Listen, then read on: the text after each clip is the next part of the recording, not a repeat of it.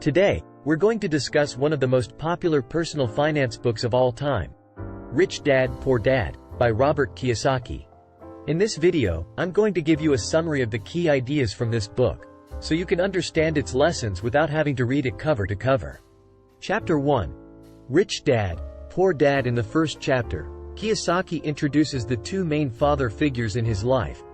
His biological father, who was highly educated but struggled financially, and his best friend's father, who was not as well educated but became incredibly wealthy.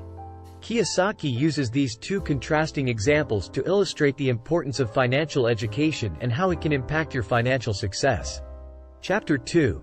The rich don't work for money. In Chapter 2, Kiyosaki explains that the wealthy don't work for money. Rather, they make their money work for them. He encourages readers to focus on acquiring assets that generate passive income, such as rental properties or businesses, instead of just relying on a paycheck. Chapter 3. Why teach financial literacy? Kiyosaki argues in Chapter 3 that our education system fails to teach us about money and finances, and that's why so many people struggle with debt and financial insecurity. He advocates for parents to take on the responsibility of teaching their children about money and investing, so they can avoid the same mistakes he made early in his life. Chapter 4. Mind your own business. Chapter 4 is all about the importance of entrepreneurship and starting your own business.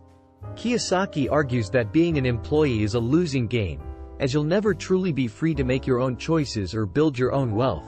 By starting your own business, you can create a system that generates income even when you're not actively working. Chapter 5.